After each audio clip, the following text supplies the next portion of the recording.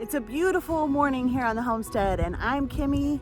If you're new to this channel, I live here on 73 acres on top of a mountain in North Idaho. I live here with my very best friend of 18 years, and we are building up a homestead from the ground up. We are off-grid. I am learning all about country life. I'm a city girl through and through, born and raised, and now I'm out doing this new lifestyle. It's super exciting for me to learn all about this. And what I'm learning, I'm sharing along the way. A lot of it, those of you that homestead know about, and some of you don't. I'm just sharing my journey, and I really appreciate you coming along and joining me on this new walk of life. I find it so interesting that before modern medicine was around, the Native Americans, or First Nations people as they often want to be called, they used a wide range of wild plants to treat their people for various ailments, and this information was passed on from generation to generation. Sadly, we've lost much of that with our modernization. I personally want to get back to that and having that knowledge to take care of my friends, my family, and myself. Because of this, I've found myself more interested in the plants that are growing around me. Today, I wanted to draw your attention to a potential danger that often goes unnoticed on your homestead. So if you're into homesteading, this plant is vitally important to know about.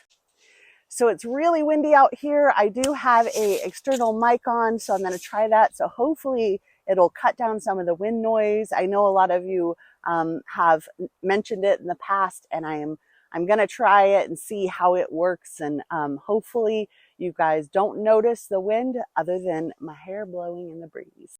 Just the other day, I found dogbane on the property, and upon learning more about it, I thought it important to share this information with you guys. While it may appear harmless and even pretty to the untrained eye, it possesses toxic properties that can be detrimental to both humans and to animals. Here's why it's essential to be aware of this hidden danger. So dogbane is a decorative perennial plant. You'll find it predominantly throughout Northern America and into the southern half of Canada. And throughout the United States, you'll find it here and there. It has pretty light pink or white flowers with a reddish hue to the stems, which makes it perfect for attracting pollinators and tempting little kids and their mothers to pick it. It is in the same plant family of milkweed, and like milkweed, all parts of this plant exude a milky substance. When touched, that milky sap can cause some serious reactions to the skin. Why is this plant so dangerous on your homestead? Well, its common name of dogbane refers to its scientific name, which I have not yet mastered in saying. So I'm going to pop it on the screen for you guys to see. But this means literally away dog. Dogbane contains cardiac glycosides, which are poisonous to dogs, to cats, to cows, to horses. Both the dried and the green plants are toxic, and as little as a half an ounce or 15 grams, if that's easier for you to imagine, of the green leaves have been reported to cause death in some cows. Now, a lethal dose for most animals is reported to be about 0.5 grams per kilogram of body weight if ingested. It can cause symptoms such as weakness, vomiting, diarrhea, and potentially fatal complications. It's not only this, but dogbane grows aggressively and can become invasive in your fields, in your gardens, and your pastures. It does have its benefits, however, which I'll talk about in a few of them next, but not on a homestead with livestock, animals, children, pets. Dogbane has a long history of use in traditional medicine, particularly among the Native American or First Nations tribes. Because of this, it also goes by the name of Indian hemp. Now, the plant contains bioactive compounds which have been shown to possess anti-inflammatory, pain relief, and anti-spasm effects. The First Nation tribes would use it two ways. They would weave together the stems due to its strong cordage and the long fibers, and they would use the silky yet strong fibers to make baskets, to make thread, rope, snares, netting, and clothing. Now, this natural fiber has the advantage of being resistant to rot and to decay, sorry about the wind, making it valuable amongst the tribes. Used medicinally, though, they would use its leaves in a weak tea as a tonic, treating a wide range of health conditions from heart ailments, rheumatism, gallstones, liver disorders, constipation, and also as a diuretic. Also induce vomiting. But despite them using it medicinally in the past, all parts of this plant are highly toxic to humans. Not only will induce vomiting, but it's also been known to cause cardiac arrest.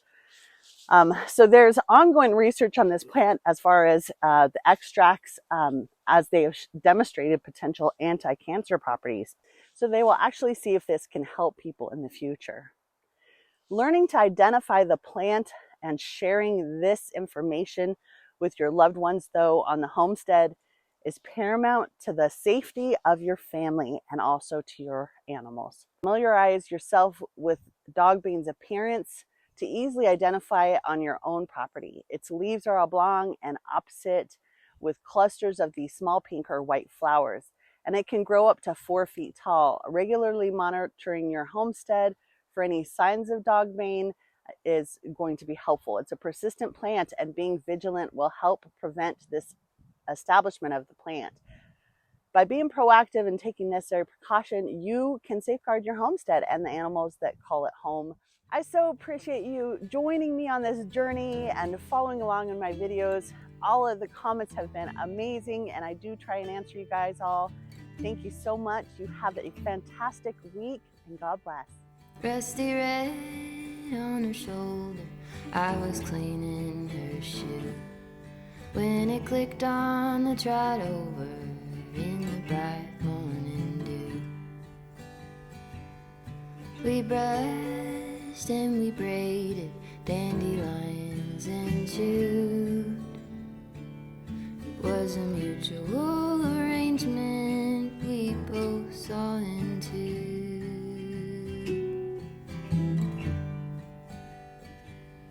Can she walk in the fire? Can she run in the rain? Can she make it up the mountainside?